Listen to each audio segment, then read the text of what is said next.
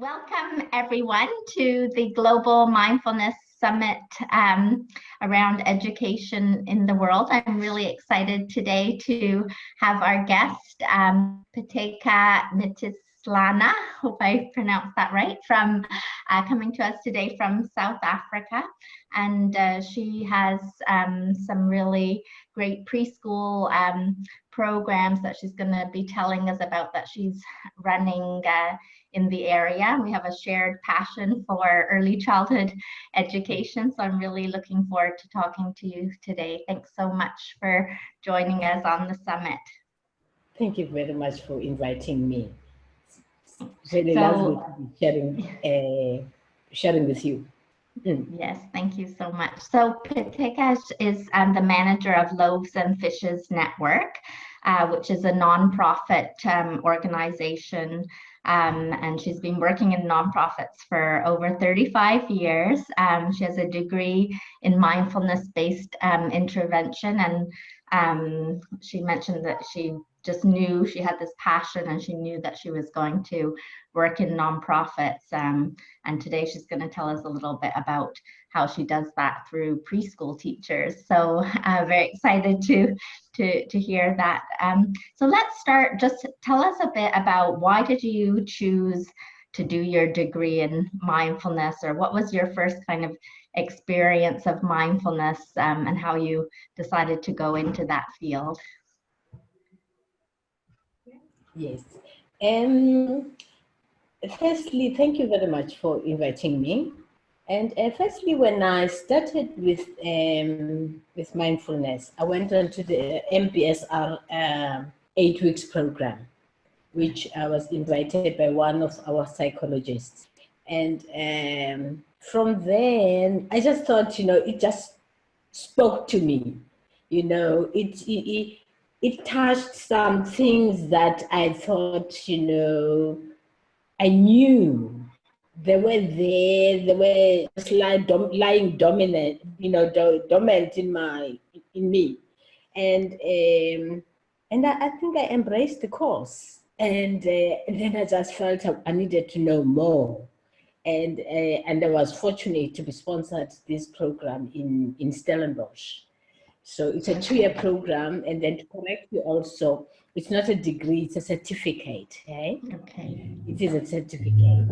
So I went in there and I just enjoyed it thoroughly. And from the beginning up to the end, I just thought, mine here is just to give back to my community, because the community I work with is a community that is it's poor communities, and there's a high prevalence of child abuse and women abuse, and also it's poorer communities that I'm dealing with, and I felt it for me to have come across mindfulness, it just triggered something that I needed to know, and I needed to do in that community, which for me, I interpreted it as mindfulness could be a conduit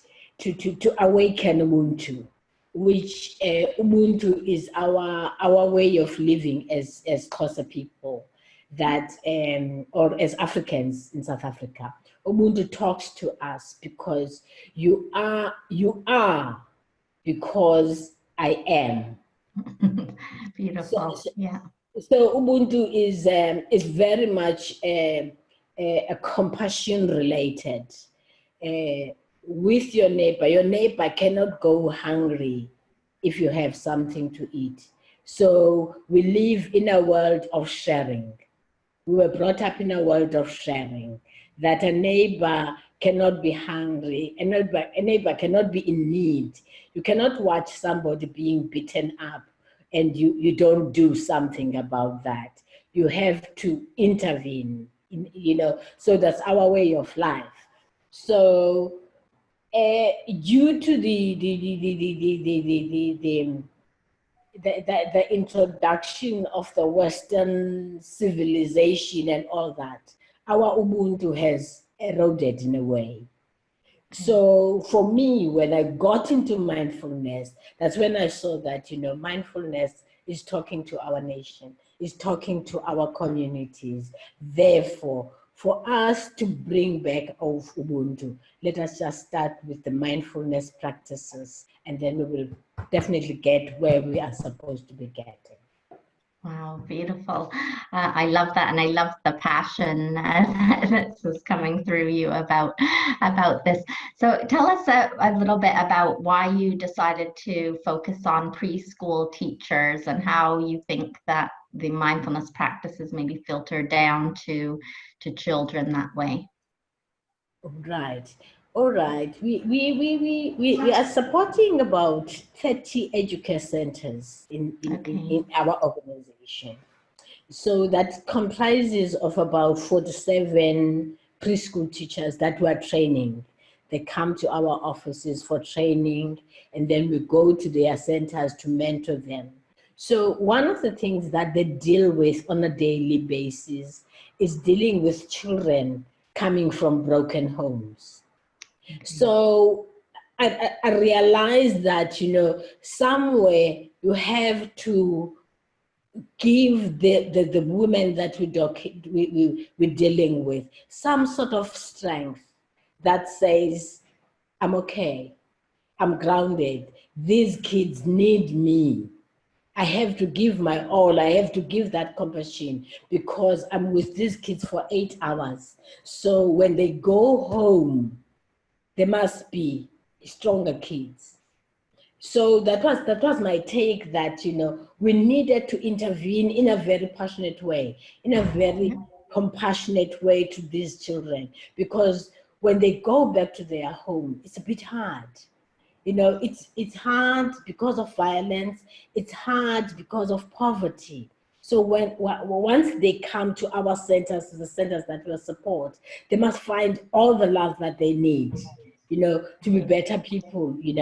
That's one of the reasons that I felt that mindfulness will fit in very well with this, with our intervention. Yeah. Yeah. Yeah, beautiful. So what are some of the challenges that you face? And has it been widely accepted, or is there still some hesitation with bringing mindfulness into your community? It's been accepted because Yeah, mindfulness is a very it's a very mindfulness it's a very simple, it's a very simple approach yeah, to your being. Very simple because it starts with you. You don't yeah, start with other people. Once you talk to people about their own breath, the simple thing of breathing, and they become to light up, it's something that they've taken it for granted. So that's my approach. My approach has been, first of all, just listen to our breath. Just being quiet and listening. How many breaths are you doing? If that breath could disappear, what would happen to you? And then when we start like that, you're starting on a softer way that refers to the person, and then you go deeper. Once you go deeper, you are able to, people, you don't even have to probe. People come with their own challenges. They talk freely because the space is conducive for them to trust yeah. you, and you give your heart. Yeah, beautiful. And tell us a little bit about what what have you seen personally? Maybe give us some examples of how this is helping the community and how maybe children have been influenced, obviously through their teachers in Yes. these practices. Yes. All right. I think the practical ways that one has seen mindfulness has been, for me, the opening of your preschool teachers, because somebody who's going to tell you that my childhood was very difficult. Yeah. My childhood was difficult because I was brought up by very harsh parents. Or my parents could not afford food for us. So we used to be kept in the neighborhood. And I don't know my mother. And I grew up having to find a way of living myself. For instance, one lady was sharing a story where her mother had to go and work in Johannesburg, and she was left with relatives. And during the course of being kept with relatives, she was raped constantly from the age of 12. And now you are introducing mindfulness to us, and you are telling us about acceptance, about non-judging, about letting go. How do I let go all those years of misery? Yeah. And my mother did not understand. So those were one of the things that we had to look at ourselves, at our, if we're saying this is a teacher that is supposed to be looking after these children, and this woman is wounded. She is wounded. That means then the people who are expecting to look after children on a daily basis are people who are sometimes not ready to look after kids. Yeah. They need somebody to help them. And sometimes they go there not because they love children, but they see them as these are the easy targets for bullying. Okay.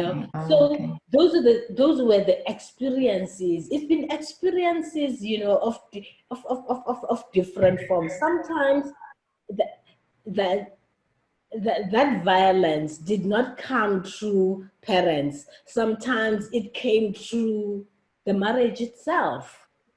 So how do you deal with your own children if the father of these children is very abusive? How do you bring them up in that type of home? So those are the type of things that we're dealing with. And we understand them because we're dealing with that very, very, very, very, very, very community that we know that it's marginalized anyway. Yeah. It's a community that does not have psychologists to go to say, I've been damaged, can you help? So that's the type of community that we are working with that made me feel that this is the type of work that we need to do that is not going to cost any money. For a person to be mindful, to be aware of what's happening around them, it will help them to grow. It will help them to sustain whatever, difficulties they are in.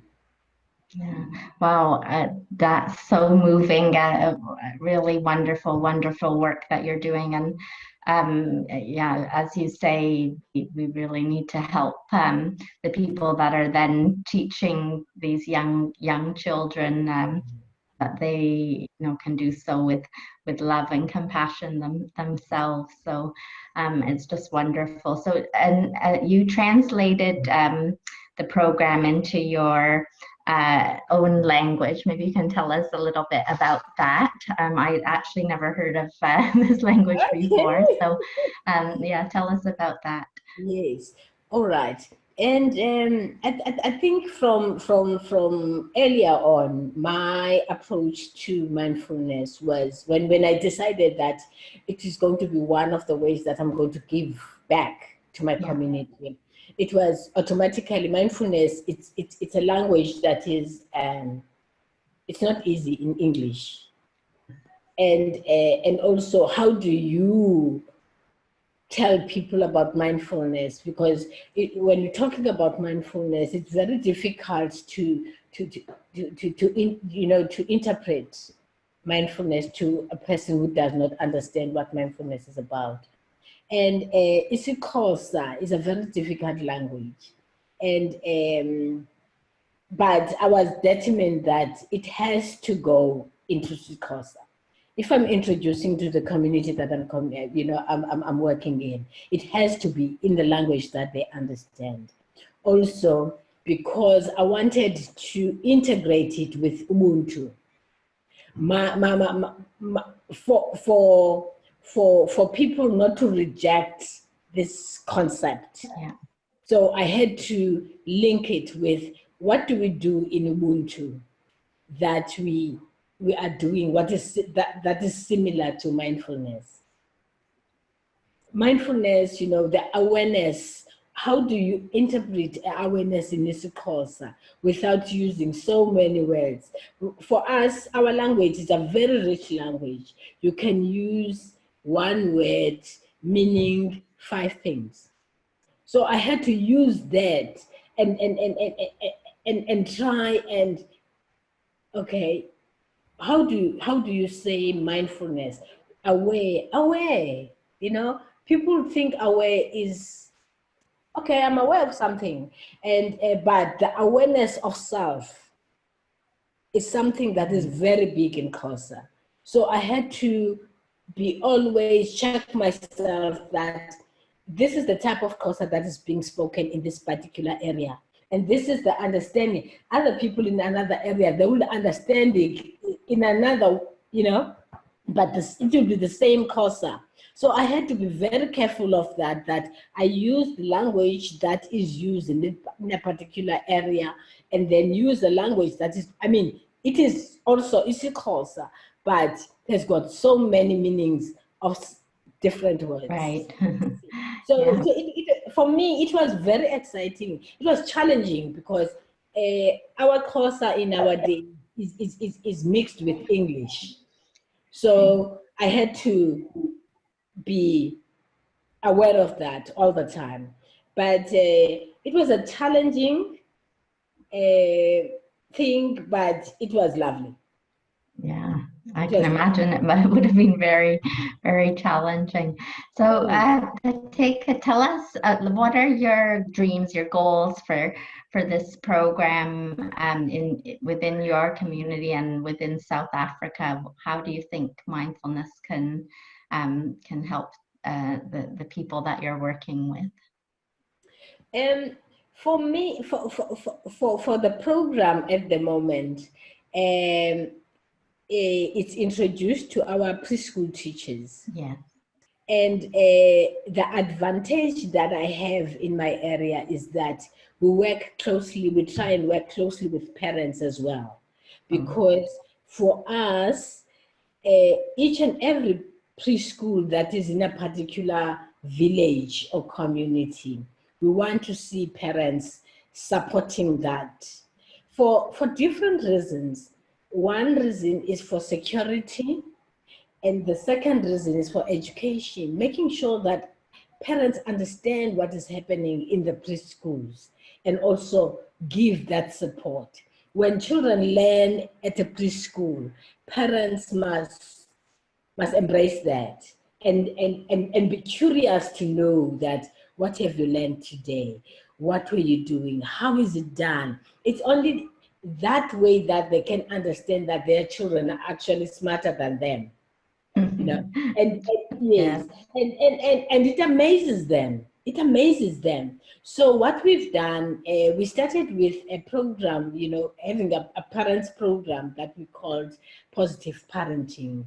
About it must have been about 4 years ago. So we had a psychologist that was doing that. And then when I was introduced to mindfulness, and I thought, what we needed to think about is mindful parenting.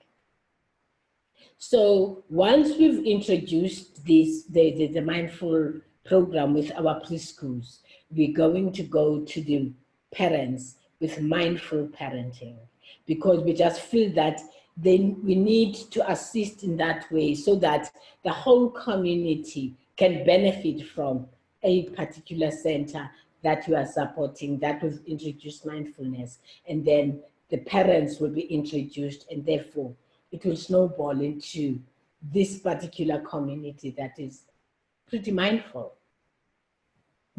Yeah, So wonderful. that's I think that you know, it's so important to get parents and the community on board, so it's a cohesive plan of bringing that to the children. So that's wonderful that you've already got that in place.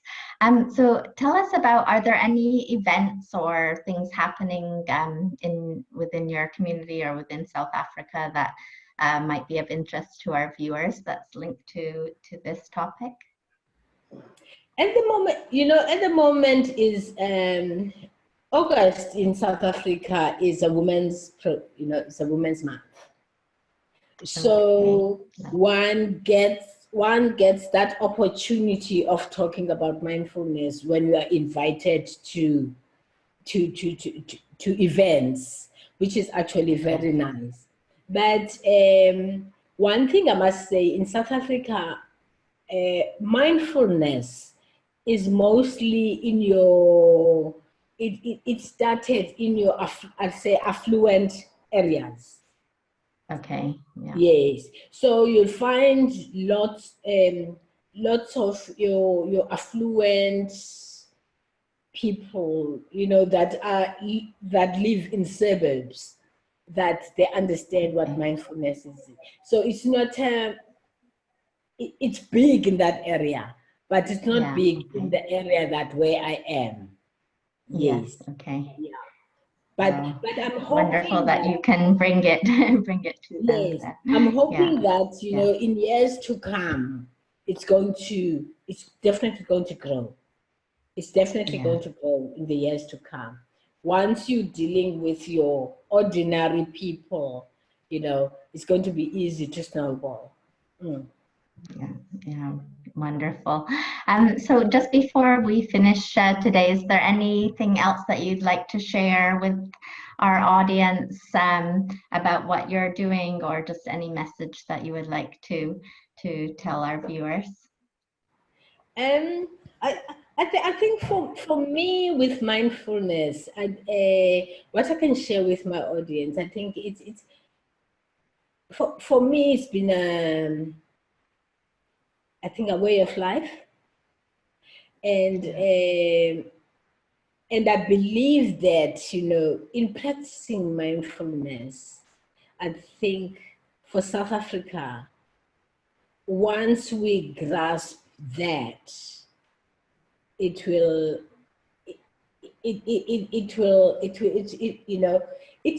going to awaken a lot of our Ubuntu. It's going to awaken Ubuntu. It's going to bring us back to that compassion that we have, regardless that our country is not poor, but we've got challenges, so many challenges, and many challenges that are actually taking us backwards a little bit. But I think with mindfulness, it's going to bring hope. Once we are mindful, once we are mindful, we will be able to look at ourselves with a positive eye. And that will actually help our country to go forward. Oh, thank you so much for sharing your passion and full work that you're doing with your community. It's just wonderful to hear about the program and what you're doing and the impact that it's had. So thank you again for joining us on the summit. And we will have Pateka's website if you want to learn more about loaves and fishes, or get in touch with her. We will have that information for you on our speaker bio. And thank you again for sharing with us today. Thank you very much for inviting me. It's really very lovely to be part of your program. Thank you. Thanks so much.